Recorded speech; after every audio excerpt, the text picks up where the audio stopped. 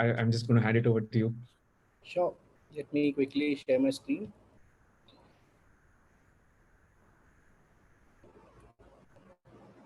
Let me know, is it visible to you? Yes, we can see it.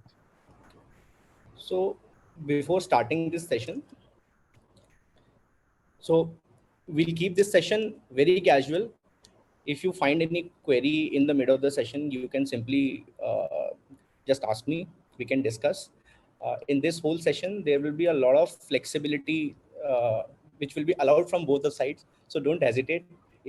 Even if you're an aspirant into the product segment, feel free to pitch in with your questions and queries. I'll be happy to answer. Uh, I have kept in mind everyone as a product learner so that we all can thrive together.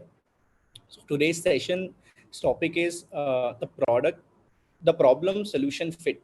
So we have heard of problem solution fit. So first of all, we'll understand about product solution fit. Then we'll move forward with the steps, baby steps about how to achieve product solution fit. And then we'll discuss about few of the case studies in this whole session, and followed by Q&As whenever you stop me or whenever you find it comfortable to.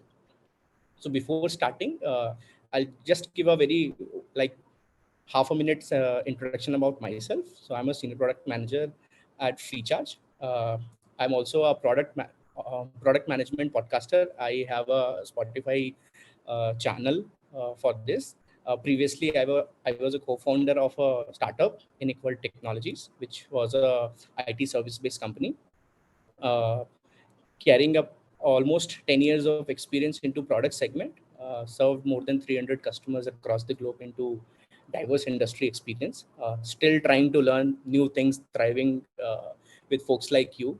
Currently, I'm managing credit card product and new banking product at Freecharge, which is an Axis Bank subsidiary. So collaborating with same. Quickly moving to the main part of the session. So let's understand the basic things about problem solution fit. So I have mentioned a lot of content there on the PPT, but we'll discuss the crux of everything so that you understand it very well. So problem solution fit, before discussing about this particular scenario, first understand almost 90% of startups fail in their operations within 1 year. Why it happens? Can anyone guess why it happens? Within first year of operation, almost 90% of startups fail. Can anyone guess? Kushal, if you can help me if there is any answer in chat.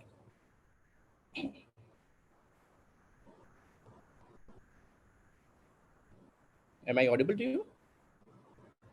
Yes, Pranshu. So we have one suggestion from Siddharth that MVP is not defined. Okay. Incorrect product market fit from Raman. Okay. Anything else? Yeah, it's lack of PMF, product market fit. Execution goes bad, lack of clarity. Okay. Did not truly solve customer request.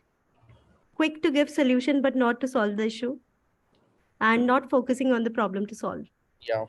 Almost all the answers are very relevant and very close. The main reason why startups fail is that they create something that people don't urgently need. So that's the key preposition which everyone fails, because everyone has to build and deliver something. We sometimes bypass the customer's needs and expectation. And the second most typical explanation for their collapse was a lack of interest in the product from customer. So customers are also, so you have built a product, you have served to the customer. Now customer will decide whether he or she wanted this particular product or not, whether this product is actually solving their problem or not. So in there, so which leads to low revenue, no revenue, right? At the end of the day, business and startup works with revenue, right? So at the end of the day, the customer is not finding relevancy with the solution. The customer won't use your product. So here comes the basic fundamental question: why a startup failed?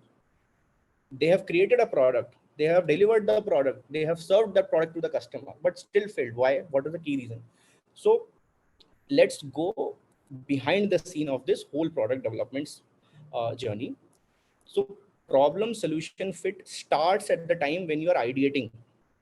Boss, this is the problem. So where you identify that, boss, this is the problem with a set of customers, and this is a kind of solution which I'll build. So you have to validate at that particular time that, boss, your solution is actually fitting with the problem or not, or you are just assuming that the problem, that this particular solution will solve the problem in some other way, right? So there are multiple stages, multiple steps to understand and to validate whether this solution will solve the problem or not, and at the same time customer will accept it or not.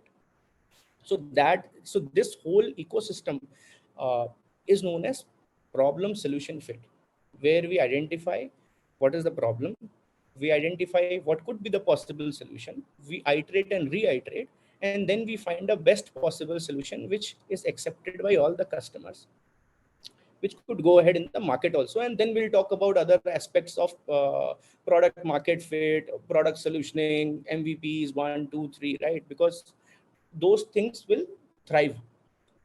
Once this customers start adopting the product, those things will thrive, because the main purpose at the stage 1 was the problem solution fit.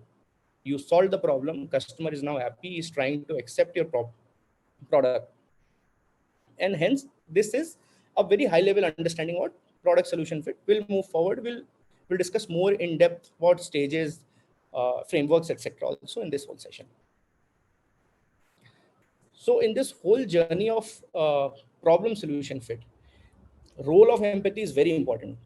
So what is empathy? Empathy means you have to understand your customer, you have to actually dive into the shoes of your customer.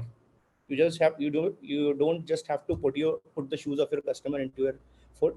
You have to dive, you have to understand the frustrations and aspirations and the challenges. So as an example, suppose if WhatsApp was not there, as a customer I have so many problems and challenges. I can't like immediately I cannot chat with anyone. I only have Facebook as an option, right?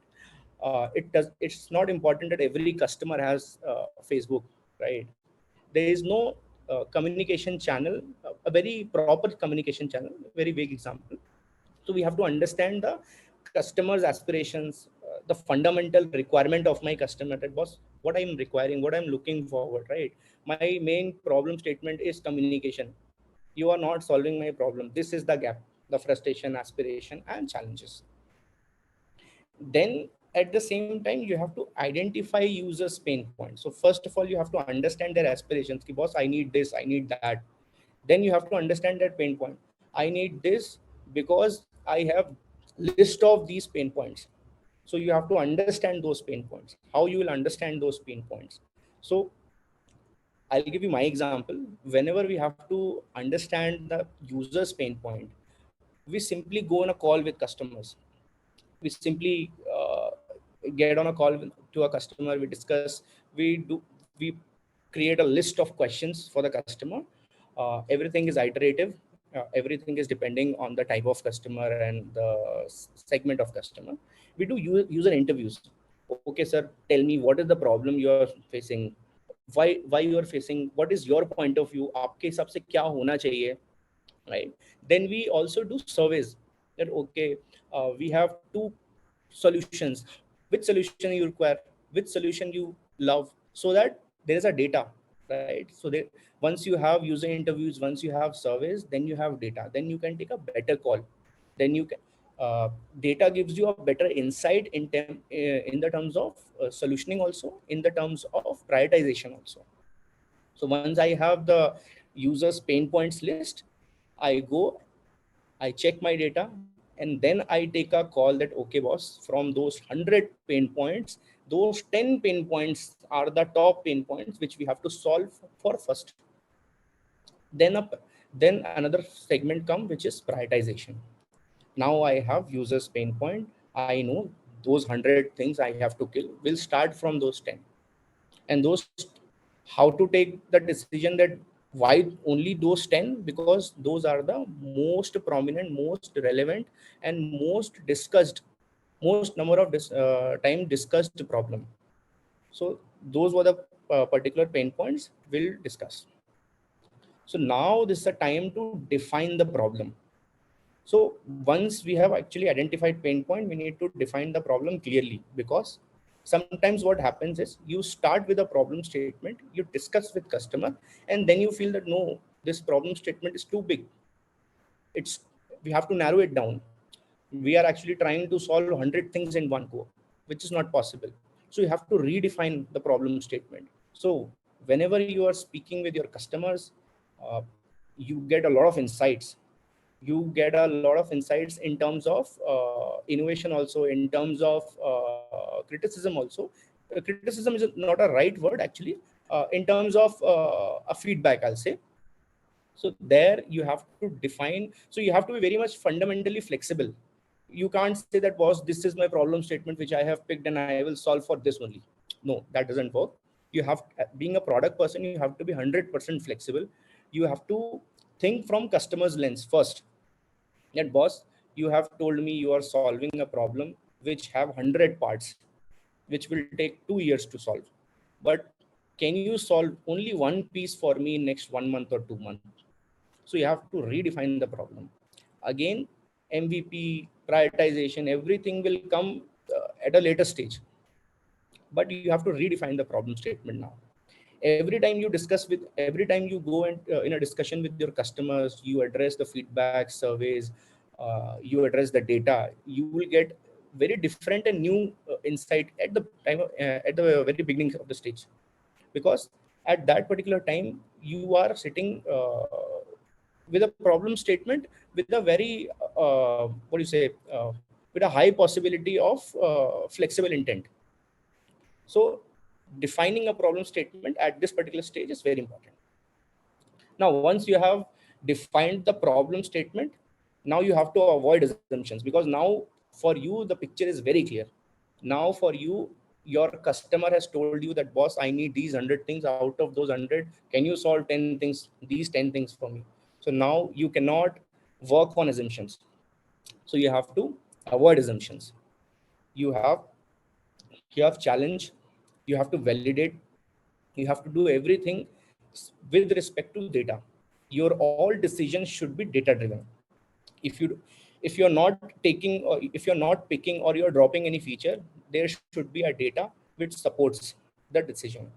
And the data is derived from the customer's feedback, surveys, etc. And this is how product managers work. Anything which is not data oriented won't work for us. So as a product manager, you cannot assume that, boss, my customer might have those problems or might have this problem and I'll solve for this.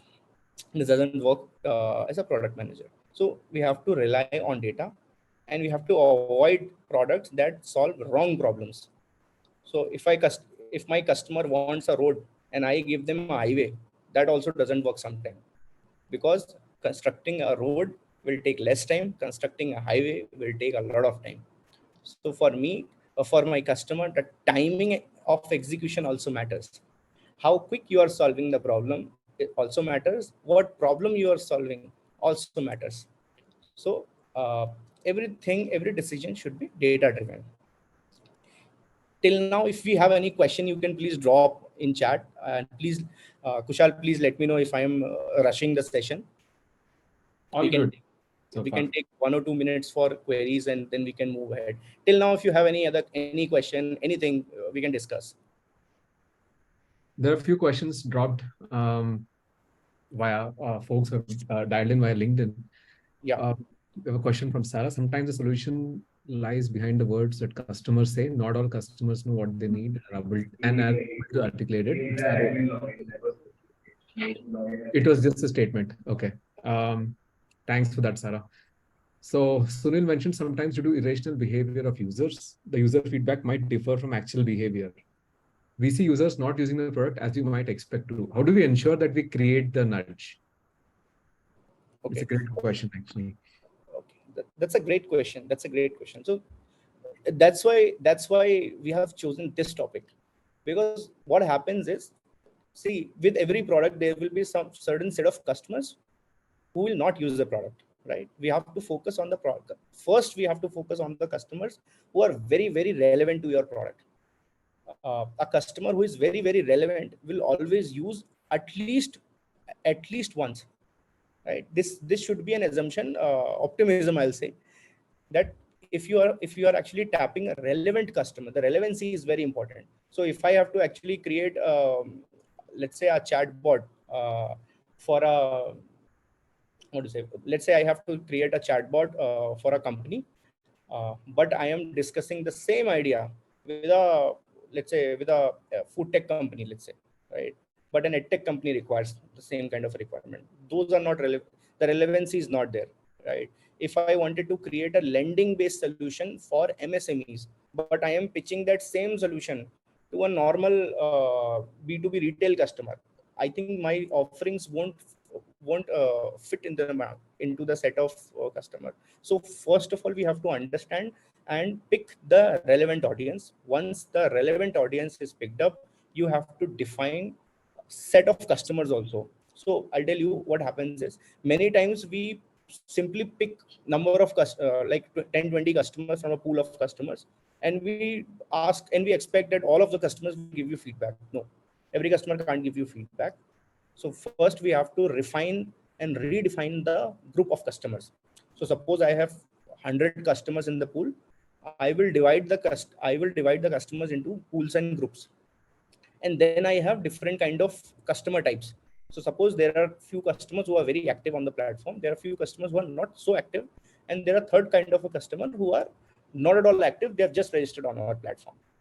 For all three kind of customers, we have three different kind of feedback sessions. First kind of for the first set of customers, we'll discuss that was what next, what you require next, right? What you expect next, what's the next problem statement. The second set of customer will discuss how to improve. What are the things which are limiting you to use the platform? Since you are active customer, you're not using it a lot, we can do an improvement. If you have any feedback, we can work accordingly.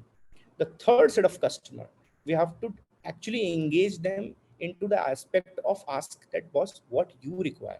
Why? So we are building these particular product or these particular features for you. What are your expectation? If you don't like the product or maybe the feature, what is your expectation? Again, for those set of customers, you have to redefine the problem statement, and then you have to prioritize. So suppose third type of customer says, suppose this third type of customer says that boss, I am looking for a car loan, but you are not serving a car loan, right?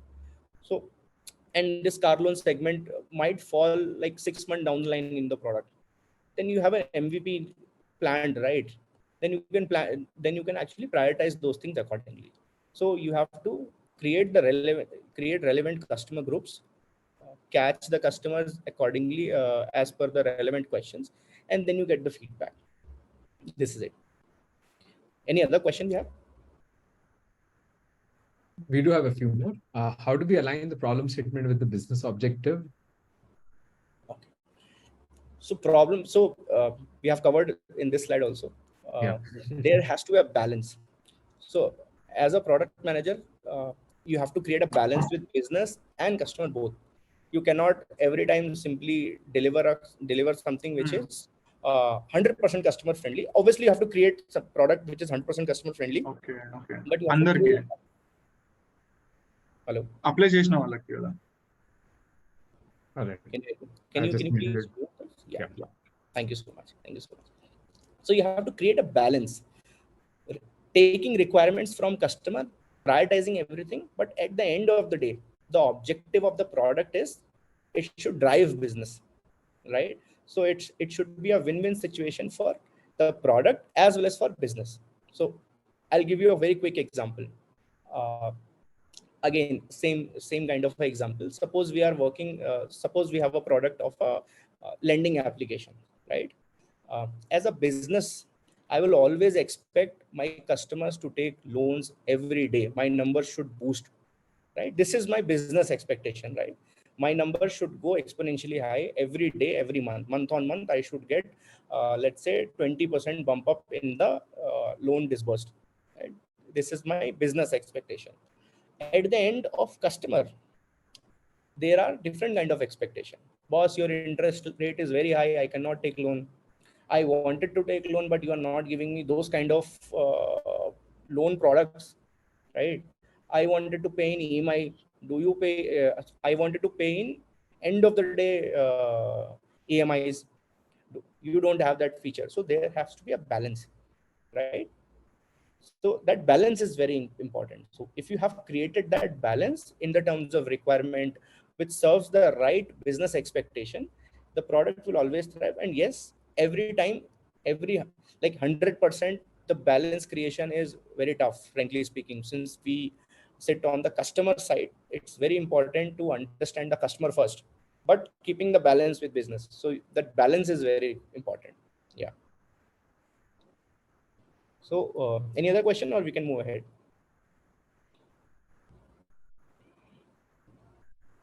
There's one more from Philip. Yeah. What could be the top 3 or 4 challenges a startup might face that we should be conscious of, specifically from product point of view?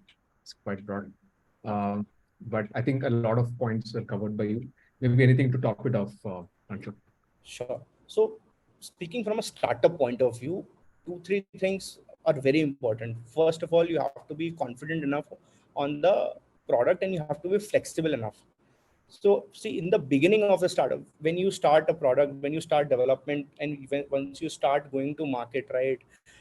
Market is not in favor of everyone from day one. So you have to create your space. Your space creation will reflect from the product only. So 2-3 things to follow. First is always and always respect your customer. Always try to understand your customer. Your nastiest customer might give you a wonderful feedback. We have to be very much flexible to understand our customer. You have to actually dive inside the brain of your customer. If your customer is telling that your product is not working at all, your product is a total failure, take it seriously, understand from his or her angle that what is wrong, which is happening. Second aspect is, before taking customer feedback, don't just put funds, don't just start burning out, because a right product with the right timing and with the right solution will only thrive into the market, right? So funds, so just burning the funds will also won't work, because that will give you a temporary happiness of, let's say, 2 months, 3 months, unless the funds are actually completely burnt. So you have to spend very wisely. At the same time, gain confidence of customers, right? Show them that you are actually building something specifically for them, specifically. Fourth important thing is, don't rush behind all the problems. See, inside one problem also there are so many problems. So for example, a problem statement could be, I wanted to create a chat platform, let's say. A very simple one-liner problem statement. I wanted to create a chat platform. Now there will be multiple challenges and multiple problem statement inside. Okay, will this chat platform will be a real-time chat platform, or it won't be a real-time chat platform, but it will serve the purpose of chatting? This is one problem statement. Second problem statement, what kind of messages will this chat platform will be exchanging? Will it be text, or will it be media files, videos, etc.? Also, if media files and images and photos and videos will be exchanged, what will be the format? So you have so many technical problems aligned. You have to define the immediate priorities. So defining these 4-5 things will work. Fifth, last thing which I always advise based on my experience is, do not rush. You should have patience. Many times what happens is, you have a very good product, you are actually serving it in a very right way, but right now the market timing is not good, and you feel frustrated that, boss, my things are not working, maybe I'm not right. So patience is the key for any startup, for any product manager. Patience is the key. You have to wait, you have to hold your breath to let the customer reward, let the product go in the hands of your customer, and then you get and once you get the feedback, then you decide, get the right data inside, and then you take the decision. So I think these 4-5 things are very important. The patience thing is very important because nowadays people are actually losing patience. If you see, a lot of startups are building different products, and everyone want one night success. So if I have built a I have built a duplicate of Zerodha, I want everyone tomorrow morning, everyone start working and using my application and will give 5-star reviews on Play Store. That doesn't work, right? So every product requires a lot of what do you say, right timing, patience, and correct problem should be solved. These are the 4-5 key points what I believe should be. Okay, can we move ahead? Yes, Kanshu. Okay, thank you. So in this slide we covered avoiding assumptions.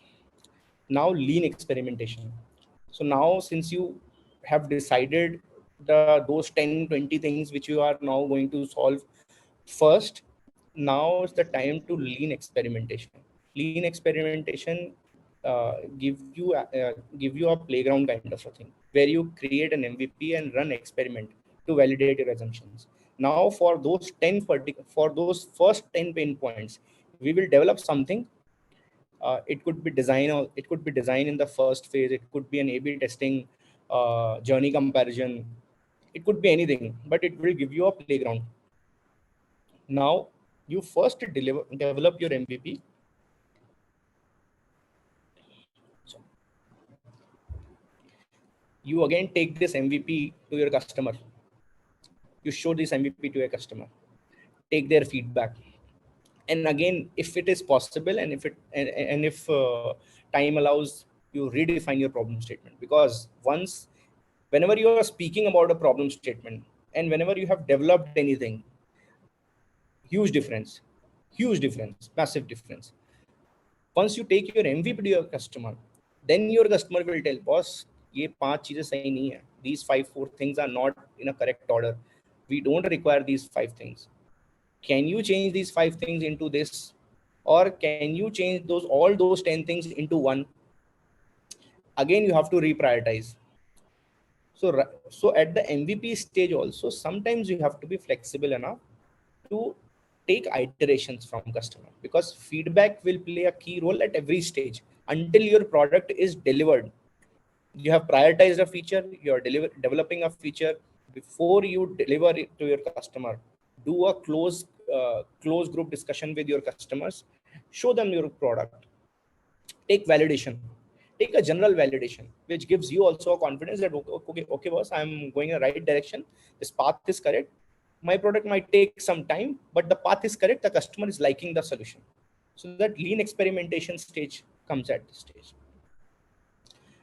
Continuous, so as I have mentioned, continuous feedback loop is very important. So as soon as you have created the MVP, go to the customer. Real user feedback is very important. Generally what happens is where we product managers sometimes we do mistake. We always take our internal team as a customer. We take their feedback. No, we have to take feedback from an unknown customer who can actually give you a unbiased solution, unbiased feedback. That particular customer will tell you that what is actually wrong in your product, what you are over exaggerating as a feature. You should deliver those 3 things first. The customer will tell you that you should deliver these 3 things first. These are very relevant to me. Those 2 things, you can actually keep it inside a different separate menu, right? Those 2 things won't work in first day, maybe at the first day, but those 3 things, can you highlight it? Can you show it this way? So that continuous feedback is very important. Feedback at the stage of development, once you have created MVP, once you have delivered MVP, and once you are trying to reiterate your MVP or the second phase of MVP, at every stage feedback is very important. Continuous feedback loop is very important. It refines your solution. It actually filter out the the odd features or the odd requirements which you have somehow catered, um, maybe due to the plan of the roadmap. But yes, it gives you a clarity. At every stage with feedback, your product is actually getting refined. And at the end of the day, the customer will accept that particular product, because if you have taken the feedback, if you have refined the requirements, if you have refined the product in the way a customer is expecting, the product will be a hit. 100% the product will be a hit. Next, moving ahead. So prototyping and user testings. Now my MVP is there. I have taken customer feedback, and now prototyping is important. So building prototyping and prototypes and involving users in testing will help refine. So as I have mentioned, at every step you have to involve your user. So for a few of us, it is very hard to engage with customers every time. So again, with the old philosophy of product management, go and create groups of your customer. If you are working in a startup, if you have limited customers, or you are working in a corporate where you have a huge customer base and you are developing a product for them, go and create small groups of customers. It could be a group, it could be a pizza group of customer also, who can actually consume one small pizza also, right? 4 people, 3 people, not a problem. Engage with them, go on a call with them, discuss the problem, discuss the solution, discuss what they are expecting, what you have served, the comparison also. And then you will get ultimate feedbacks, which will actually create impact. So I'll tell you from my experience. So we delivered one feature. I won't discuss about the feature right now, but it will take a lot of time. We delivered one feature, and we saw there were a lot of Play Store reviews. That was this feature. You have delivered X, but if you have delivered X plus 2, it would be a wonderful journey. So to take decision that whether we have to deliver it immediately or not, we again created customer groups. We have gone on a discussion with customers. We created a question list. Again, those question list is different for different set of customers. So for example, I have created, so just to give you an insight of what are customer groups. So suppose in first customer group, we have kept customers who are Gen Z, who are tech savvy. In the second customer group, we have kept people who are not so tech savvy, but lie between the age group of 40 to 60. And we have taken perspective of both the customers. So these are two particular, and then there are further filters also, which this group is from which city, which locality, tier 1, tier 2, tier 3, what type of languages these people speak, right? What type of languages our product is actually offering. So create customer groups as per your product proposition. See the commonality, which particular customer persona you could work on, which cover most of the customer groups. So prototyping and user testing is very crucial and important at every stage. We have to keep it in mind. So now this is a classic example what to discuss to your customer, because a lot of you might be thinking that, okay, Pranchu is telling you have to discuss your customer, you have to ask with your customer, but what should we ask? How to find a right problem solution fit? So you have to ask to the customer, is X a problem for you? So I have kept few examples here as a general statement. You can understand. So is X a problem for you? This will actually understand the nature of problem from the customer. How do you get along today? So this will learn how urgent the problem is. Similarly, to learn about existing solutions in the market. How have you tried to solve this problem in past? How much time and money did you spend to solve X, to determine the market size and customer intent? What could be a suitable solution to solve X, to brainstorm potential solution to the problem? You ask to the customer will tell you everything. Customer is a what do you say? Customer is that mirror which gives you true vibes. So if all these responses of questions are positive and are clear, the problem is real, the significant, you will actually find the problem proper problem solution. So this is how, these are few of the questions. So before this slide, you have any questions, we can take questions, because now we'll dive into the case studies section, which will give us more clarity. Yeah, Pranshu, we have one question from Sarah. What practical tools do you suggest for getting feedback at MVP level or at launch? Okay. So there are a couple of tools. Frankly speaking, don't actually dive into so many tools at the MVP stage. If your customer is very much accessible to you, go and discuss directly to your customer, because once you speak with your customer, see, whenever we are throwing a particular survey or questions from via Google Forms or maybe any CMS kind of a CRM kind of a thing, right, which is an automated questionnaire, this gives you a very limited insights, because you are sitting at the very what do you say, at the very beginning step of your product, maybe at before an MVP also, right? So try to discuss with your customer first, at least one round of discussion in the beginning, so that you can understand the psychology of your customer, you understand the behavior of your customer, you understand the reactions of your customer, right? Many times what happens is, using a normal survey form, which is a Google Docs form also, you get answers in a very binary way. Customer want it, customer don't want it. But once you try to discuss the same question with your customer tells you that yes, solution A is good, but in solution A agar ye bhi mil jata, if I get this also, right, it could be a better thing for me. So now this gives me two things. These particular conversation give me two responses. One is the customer likes solution A. Second, what is the roadmap for me if I take this particular feedback as priority? Now I understand my customer's next expectation also. So in terms of tools, you can simply use Google Docs, Google Forms as a basic preliminary forms for surveys.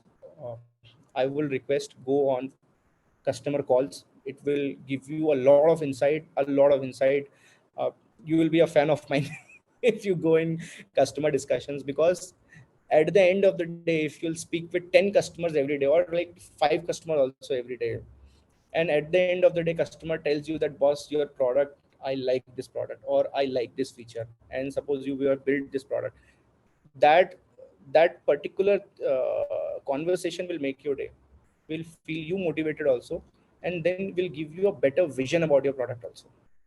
And most importantly, you will be able to understand your customer, which is very important for the entire roadmap of your product.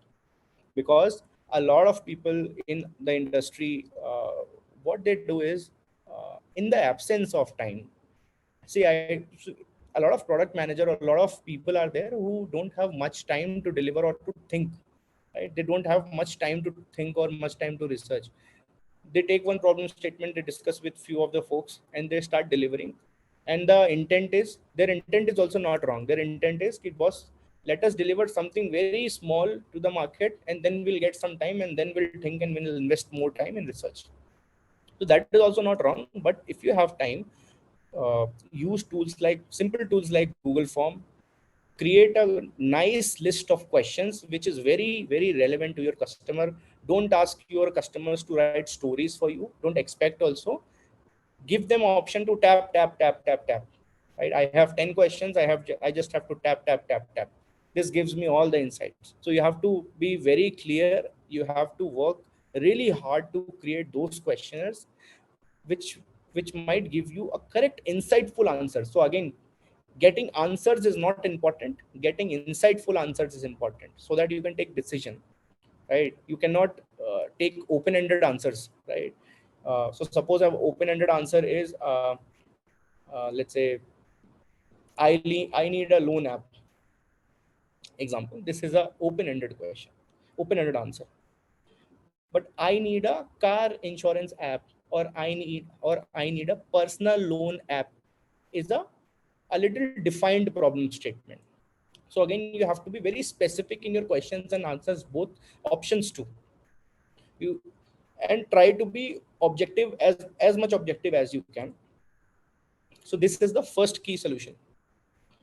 Go with go with customer conversation at the first level. Then you move to the surveys. You can use Google Forms or any form which is easy to access, easily accessible on the customer's device. See, these are very small things, but are these things play a crucial role. Sorry. These are small things, but these things play a crucial role. So suppose you have built a Google form. So let's say you have a you have a CRM, you have built a really good form, but that form is not supported on the customer's device. Customer won't be able to give you any feedback. So the relevancy, flexibility, scalability, and the adaptability, everything matters. Your form, so if you won't be getting responses, you will think that, boss, customers are not interested. But at the other side of the table, customer is not able to open the form. This is also a very basic challenge, and everyone faces this problem. No one talks about it because it's a very small thing, but you actually have to work on these particular things also, so that the particular question set is swiftly delivered and smoothly answered, and you then you take the call. Also, you have to actually create small matrices of the answers, so that you can take decisions. How many customers favored feature A, or how many customers liked feature B, right? What is the command? Whatever the questions you have, your matrices or the KPI should be insight driven, should be data driven. You'll be able to take decisions. And I think don't dive into much complex tools at the very basic and first stage. Try to get in touch with your customer as much as you can. I think that will like pull off the bars. Any other question here? Yeah, we have one more question on B2B product. So who is the main persona for B2B product? Is it the buyer or admin or user? So actually, when it comes to a B2B product, both are equally important. The user and the, so when you say user, so let's take an example of Amazon. Let's say, right, Amazon's a B2B segment, right? Or you can take an example of Alibaba, right? Customer and seller both are very important. If the seller's world is not organized, your customer will never able to place order. If the customer's world is not organized, once we say the customer's world is not organized, means the e-commerce segment where you display product, the correct information of the product, correct images of the product, those things are not in place. Customer won't be able to explore. So both are important, and both are customers. And for us, both ecosystems are product. Customer's life cycle, customer who is actually purchasing the product have a particular product flow. The features for the customer, you can see the product, you can explore the product, you can search the product, you can see the seller, you can see the seller's marketplace, you can search product inside seller's marketplace. Everything has to be organized. Then you can do payments also. You have multiple options. You wanted to have one page checkout, or you wanted to have multiple page checkout, right? What is your drop rate? What is your conversion rate, right? At the same time, what type of payment options you are giving to your customers also is very important, right? So end-to-end serving, end-to-end delivery of the feature, right from exploration to a product, to the product page, to the cart management, to payment, and till the instance of product delivery. Everything is very important. This is from the customer's angle. From the seller's point of view, the seller should have a proper dashboard, because at the seller end, the things are much more complex. Because as a seller, let's say 200 products, and each product will have, let's say, 10 inventories, every product, right? And as a seller, I want my product should come on top of the list, top of any category or top of any search. I should be able to add my product in a very clean, smooth way. There should be a feature of a bulk upload option, which every e-commerce gives, right? There should be a feature of creating minor details also, which actually create a good impression at the front end of at the customer angle, right? Whether it is SEO meta tag, whether it is meta description, whether it is images guidelines, right? Because as a seller, I can upload any product, any photo of any product, right? There has to be a guideline, right, which normalize and optimize the complete website's image guidelines, right? At the same time, then there has to be a guidelines on taxes also, on HSN also, which regulates everything. So my tax calculation is also should automatically happen. I should not enter product tax manually one by one. Accession code wise, taxation should all calculate, should be auto calculating. My invoice generation should happen automatically. My POD creation should have POD is proof of delivery. My POD should be created automatically, and so on. So for me, these two are my primary customers. I will be creating the world first for these two customers, and we cannot create world for single customer since it's a B2B platform. Both worlds are important and both have its own importance in the terms of delivery, MVP planning. So again, for both ecosystems we'll plan MVPs, for both ecosystem will prioritize, and for both ecosystem will deliver something, and both will go hand in hand. At the end, these are my primary users. Then my secondary user is my admin, who is actually managing both of them, both of them in the terms. We are managing sellers also from the same panel, and we are managing customers also, customers, orders, payments, refunds, reversals, refunds, everything, right? Maybe courier management also is managed via admin side. So there has to be a primary and secondary customer. So user and seller is on the primary side, where you define the MVPs and all, you deliver, you start execution, and the secondary customer is admin. I hope if there is any confusion, please, I can repeat. No, Pranshu. Okay. Can we move ahead? Yes. Okay. So we have discussed a lot, right? What set of questions to be asked, what to do, how to do, right? What is the pain of customer? But at the end of the day, there has to be a framework which step by step tell me that, boss, if I'll answer these 5-10 questions, I will get the conclusion, I will get the right problem solution, right? I will get right problem solution fit, right? So in left, so if you see the screen, in the left we have all about problems, and in the right we have all about solutions. We'll discuss a case study also on this, but first let me explain you what is there in the visual way, right?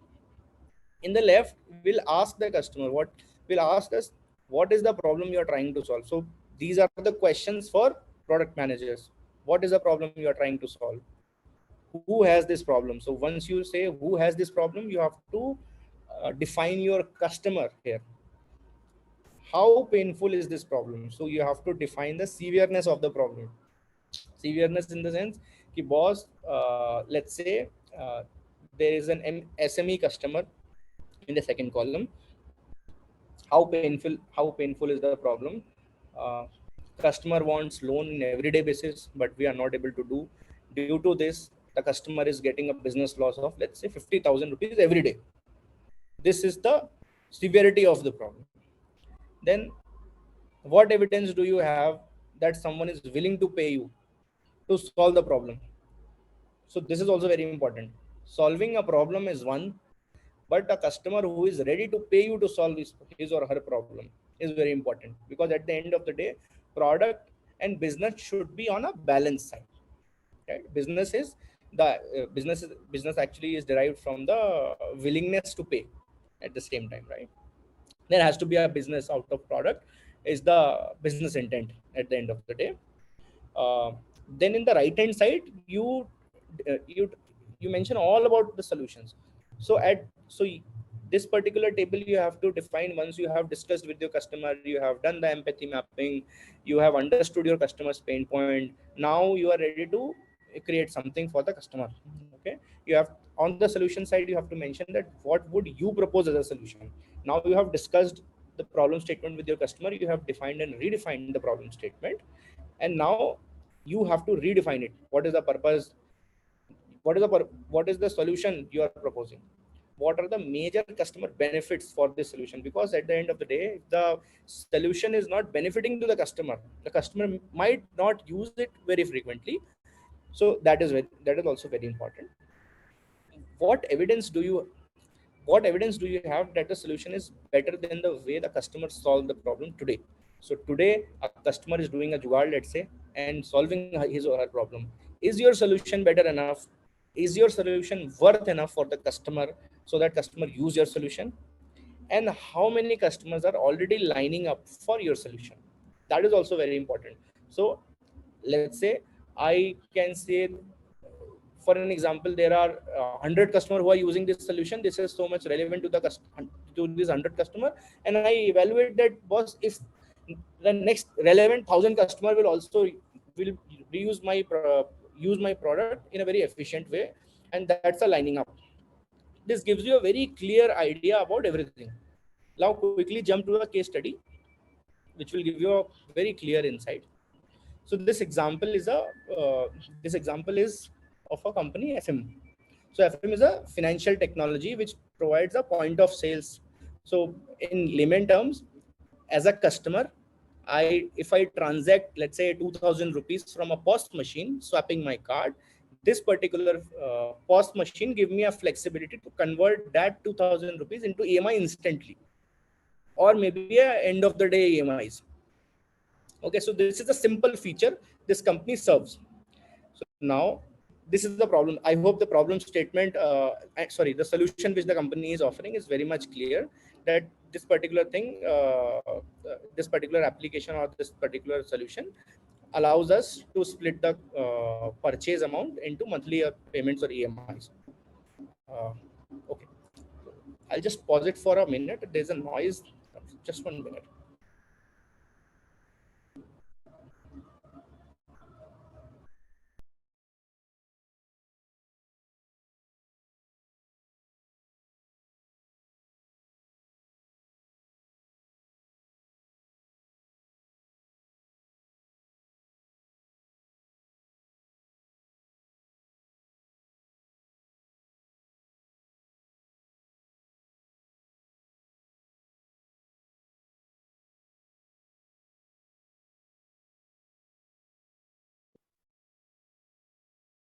Hey everyone.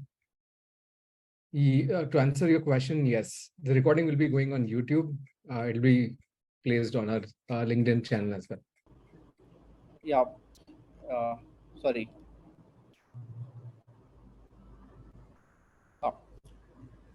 Is my screen visible to you? Am I audible? Yes. Yeah. So if I have to build such kind of a solution, like these would be the right answers to the question, right? What is the problem you're trying to solve? The problem which we are trying to solve is everyday loans are not accessible to everyone, right? As a customer, I need every day I need loans. Whatever transaction I am doing from my card, from my phone, from UPI, I wanted to convert all my transaction or any of the transaction into easy EMIs immediately. This is the basic problem statement which we have done. Who has the problem? Immigrants or youngsters, right? Or general traders. Everyone has this problem. Everyone faced this problem because everyone wanted credit. Everyone wanted money, right? How much painful it is? It is very painful, because if the customer is not having money, they cannot afford costly or anything, right? If I have EMI feature from day one, I can afford more things, right? So at the end of the day, my affordability also increases, and with the same amount of money converting into EMIs, there is much more opportunity size for the product also and for customer also. It's a win-win thing. Then what is the evidence that you are willing to pay? Since payment ecosystem is changing globally, we have UPI, we have UPI Lite, we have credit over UPI. So there are a lot of things which are coming into the Indian industry. So the scope of payment and adaptability of different types of payments is increasing. So we know that if these kind of things will come, people will definitely use it and will welcome these kind of features, because everyone wanted credit, everyone wanted EMI. If not everyone, most of the customer would love it. So what would be the proposed solution? Keeping all these problem statements in mind, we came up to a thought that, okay, we'll create a buy now pay later solution, a lending business, right? With long-term payback periods. Because if you are spending 2000 rupees or maybe 50,000 rupees or maybe 30,000 rupees, I will give you a long payback period. there would be interest and other things, but for a customer, there will be a long payback period, which is a good feature for customer. And at the same time, second solution would be point of sale lending. So as soon as my card is swapped, immediately I get a message, or immediately at the same time I convert the transaction into EMI, which is a very quick execution and quick delivery to the customer at the same time. What are the major customer benefits? The first benefit for the customer is now the customer has the accessibility to credit. It's not actually it's not a credit, but now customer can actually enable purchase for costly products, right? Every product at almost every retailer now. If for example, if you think that if all the retailers have installed this same POS machine, now the opportunity size for the customer is so big, right? The customer will immediately do a transaction, will convert the transaction into EMIs, right? So number of transactions would also be increased. The customer's life is also smooth. What evidence do you have that solution is better in the way, right? So since other solutions are not solving costly prices, right? There are so a very basic problem statement here is people are not able to afford costly things, right? These particular transactions converting into EMIs will make things affordable for the customers, right? Mostly short-term payback loans, which have low risk, or maybe a long-term loan with a higher rate of interest with a high risk, but the customer requires that. So other solutions are not solving that. So this particular solution fits that gap. Then how many customers are already lining up? So as we have already discussed that if this particular POS machine is installed in every retailer shop, so most of the retailers are interested. So design patterns works accordingly, right?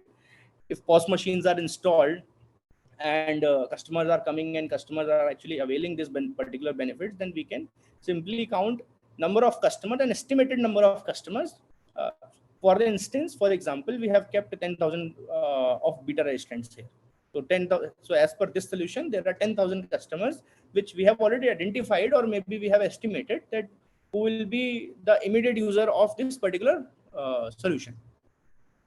So I hope the visual part, the problem and the solution part, the right question set is a bit clear to everyone. I think if you have any question, we can quickly take. I have 2 or 3 more slides. That's it.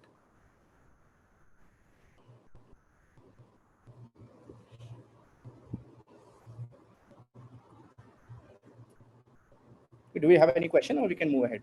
Oh, no, Prantu, we don't have any questions. Perfect. No questions means we are going on the right track or not. Okay. Right. So I'll not take much time on this particular slide because we have dived inside the actual problem statements and solutions. We have some classic problem solution fits example of some big giants who actually worked on problem statement first, and then they derived the solution. Like Airbnb found a problem that finding affordable, comfortable accommodation is very difficult. That's the problem statement, right? Affordable and comfortable accommodation is very important, and they developed a solution with an online platform which hosts short-term rentals, which was first of its own kind of a solution. Same wise, Dropbox identified a problem by individuals and business who need to access and share files across different devices. This was the problem statement. Tesla also worked like this, right? Same for Uber. The lack of reliable and affordable transportation option. Small problem statement, right? Don't make a lot of chaos. I want to book a cab. Cab should be like this, that, right? I want features inside cab. No. Simple problem statement is the lack of reliable and affordable transportation option. That's it. Spotify also have a very small problem statement: the difficulty of finding and listening to new music. The problem statement is not music, it's new music. So the difficulty of finding and listening. So again, we have to keep our problem statements short, sharp, and defined. So that is the key. Again, so as we have discussed, we have to create our own matrices for the validation of the successful MVP. The KPI should be very much clear to us. How many users are actually engaging? What is the rate of customer satisfaction? What is your definition of customer satisfaction, right? For few people, the customer satisfaction should be the conversions, let's say, right?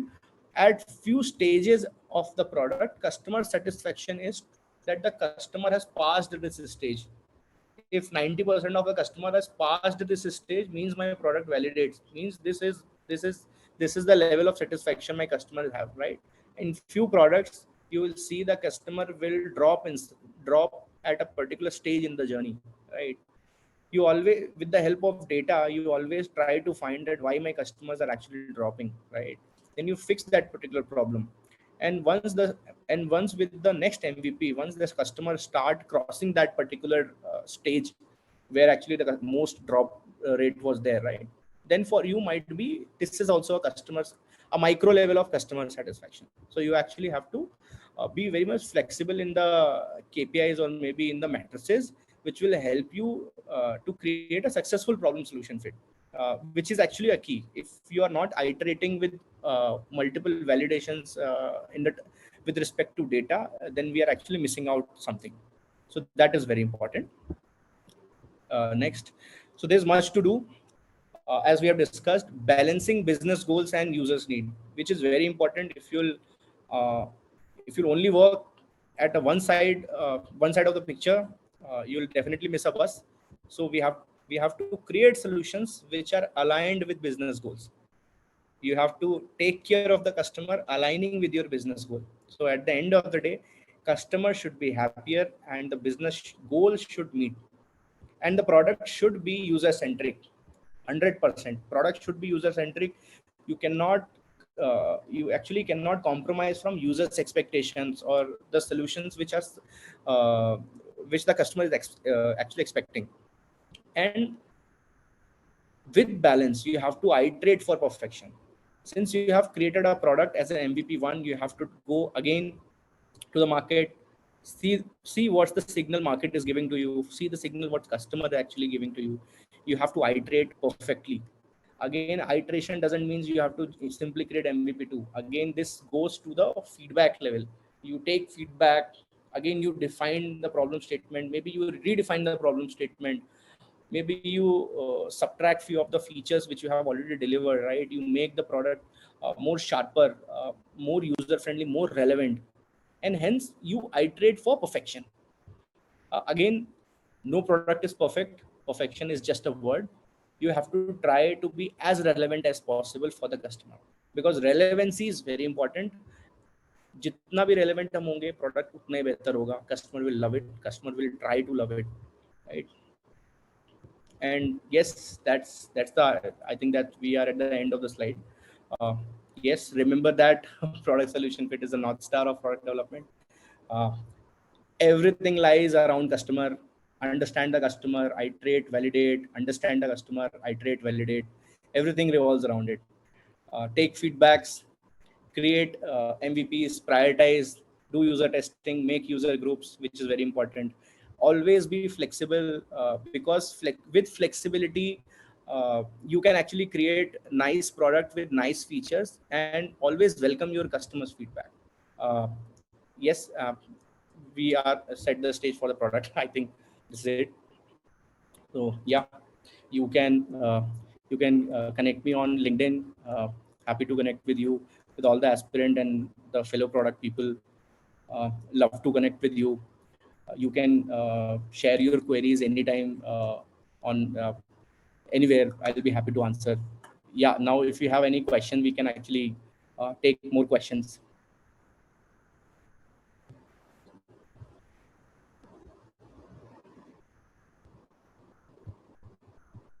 We have one question on the chat. I would suggest you to read that question because I cannot understand the question properly. Okay, let me. Yeah, I think there are two questions there. I'll start with the latest one. In conflict of business goals and user needs, which one would you prefer? Or like, how are things prioritized? Okay, so I would first prioritize my customer's need, because I have to understand in which direction my customer is going. See, business requirements or business goals are 90% fixed. Fixed in the sense, business expectation is you create a product which actually pulls 80% of the revenue, or maybe 30% of the revenue growth in this month, or maybe in coming months, right? This is the business expectation at the end of the day. But what my customer actually wanted, right? We have to think from that angle that, okay, to achieve this business goal, what my customer is looking forward, can we fulfill that or not, right? For example, my customer, I am actually serving, so let's say I'm a application, I'm a product which gives personal loan, and right now I am serving personal loans at a very high rate of interest, right? My business pushes me that, boss, you have to create a pull to the business. In next 3 months we need 30% growth in business, and we have more number of customers who are eligible, and we are ready to give you a cohort of those customers. But at the end of the day, when those 10,000 customers are addressed with the same product and they are not availing the loan, what is the problem statement they are actually stuck with? We have to understand. The customer ask is, boss, I am ready to take loan, but your rate of interest is very high.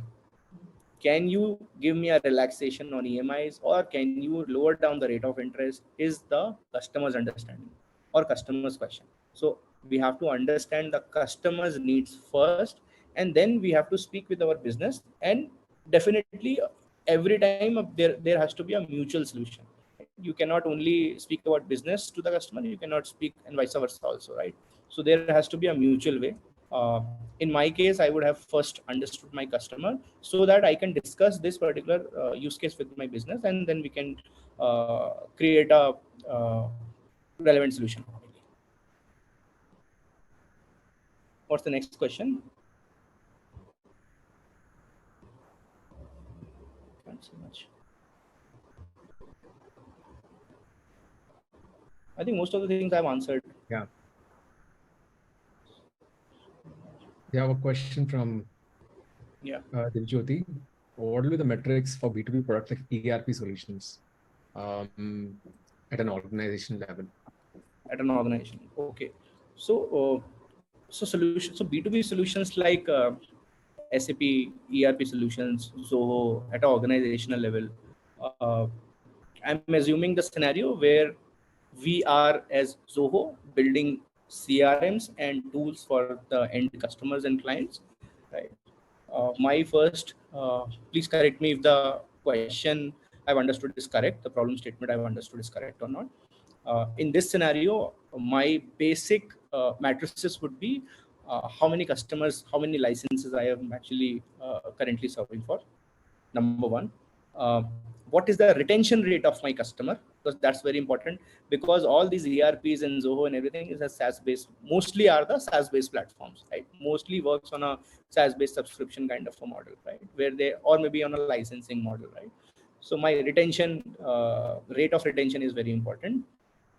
Month-on-month increase in the clients, right? What is the month-on-month growth is also important, right?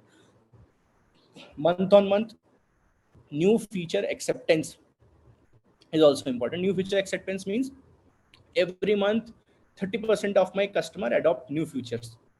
Features could be any. Then there has to be a subdivision of features also. These are 100 features of us. Most liked feature is this. There has to be a ranking, right? Then you have, then you should have a insight engine for those features also, right? How many customers are using this? What is the retention rate of this particular feature at the same time, and so on. So in this way, there has to be a incremental what do you say, matrices.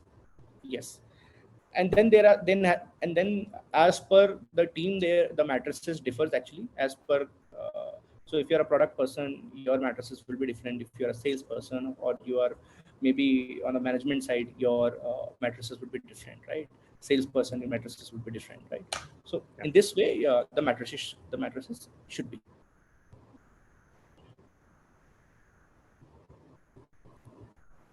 Need to give customer any incentive or freebie so that they can give us time during customer research phase. So frankly speaking, it depends. It depends on type of customer, actually, frankly speaking. So incentivizing customer, always freebies doesn't work, frankly speaking. Always freebies doesn't work. So incentivization uh, could be anything, right? Incentivizations could be, boss, if you discuss with, if my application have a reward system, let's say, if you give us some of your time every hour, I'll give you, let's say, 100 points in your wallet. This is one kind of a incentivization to a customer, right? So freebies never work every time, because at the end of the day, uh, you're working for a purpose. That purpose might take 1 hour also, might take 20 hours also, or might take 20 hours every day also. So distributing freebies won't work every day. So incentivization in the term of services, or maybe in terms of features, would help you. There can be a situation where conflict. Yeah, it's very common. Users always create conflict, but again, prioritizations come into picture. See, you have to create, so you have to prioritize. So let's say there are two customers, Pranshu and Kushal. Let's say Pranshu says, I need feature A. Kushal says, I need feature B. Right. At the end of the day, these are two customers. You would be having group of customers, right? You have to take decisions based on data. If you have data, take decisions wisely, only using data, right? So yes, customers will conflict, answers might get conflict, but take decisions using data only. Even your requirements are also sometimes conflicting, right? You are discussing something. So suppose you are discussing with a customer that was are you a SME customer? We are looking forward to make a easy government loan portal for you, let's say, right? And customer says that, boss, I don't want government loans, I already have loans. This is a pure conflict of requirement, right? Customer says that I don't want this, right? So this session won't move ahead in this way, right? Rather, you ask the customer that, boss, okay, we are planning something like this. If you have any other requirement, or maybe is there any expectation, you can let us know, and we can see where this could fit in our product, right? So data driven decisions are always wise decisions. Please do not stick with assumptions. Conflict will be there. You will Prioritization will help you to get rid of uh, those conflicts with proper data. Data is very important. Yeah.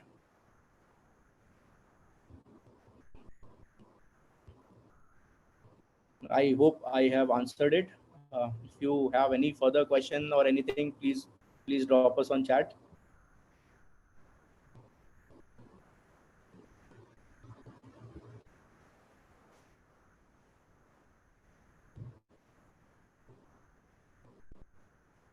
All right.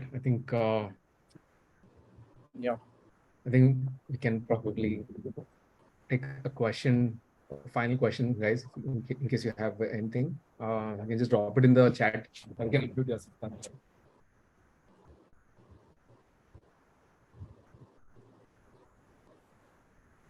You share some advice, practice actionable for someone who is early in product career to bring new product ideas, build business. Okay. Uh, First advice is, please hear PM School's podcast. First advice, go and check out PM School's YouTube videos. Those are very insightful. See, because first of all, uh, a product manager or a product person should always think from customer's angle. Always and always stick with customer's perspective and thought process.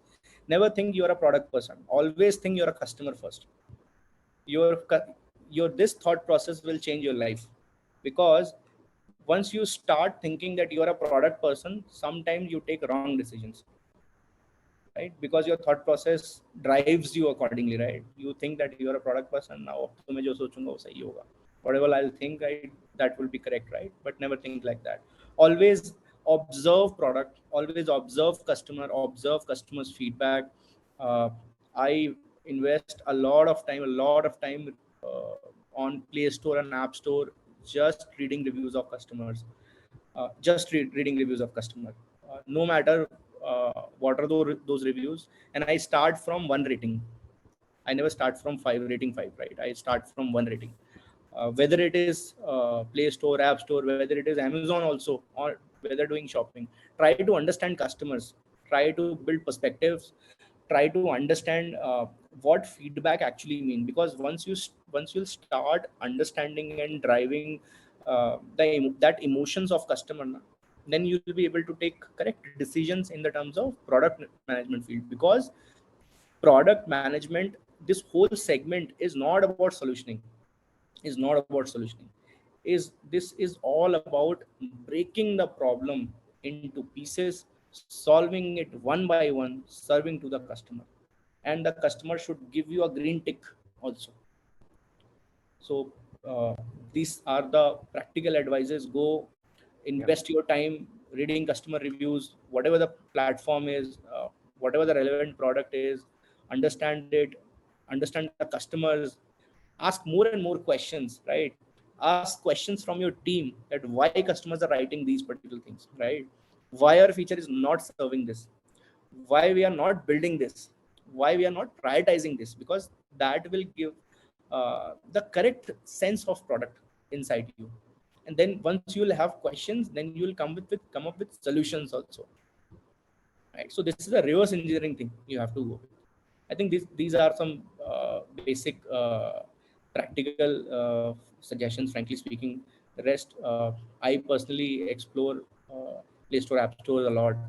Plus, you can watch PM schools. Again, I'm actually telling you can watch PM school. Also, you can watch my podcast. Also, I do a lot of good stuff.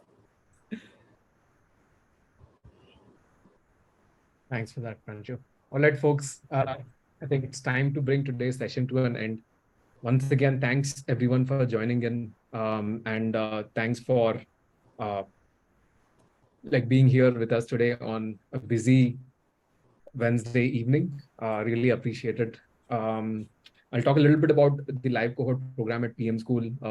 So essentially, PM School program is an 8-week boot camp, which helps aspirants in the product management space to crack their first product roles in tech companies. And we do that by getting you together along with 50 other folks to hyper-focus and learn on all the basic components or knowledge or skill set required to become a more rounded product professional. And we help you build your case. We help you by doing that, by helping you build case studies on do product breakdowns, as well as a lot of content which you can go through in these 8 weeks. And this content will stay for you for life. So you'll always be PM School alumni once you once you enroll with our program. So all right. So with that, we'll end today's session. Thanks a lot, Pranju. A lot of good things have been shared by folks who've joined us today. I'm pretty sure a lot of people have had great takeaways in terms of learnings, in terms of just information, in terms of frameworks to use in their jobs, and also in their journey to become better product professionals. Right. Thanks for joining us. Thanks for joining everyone, even on LinkedIn Live. Appreciate your time. Thank you, and have a great rest of the evening. Thank you. Have a nice day. Good night, everyone. Bye-bye. Good night.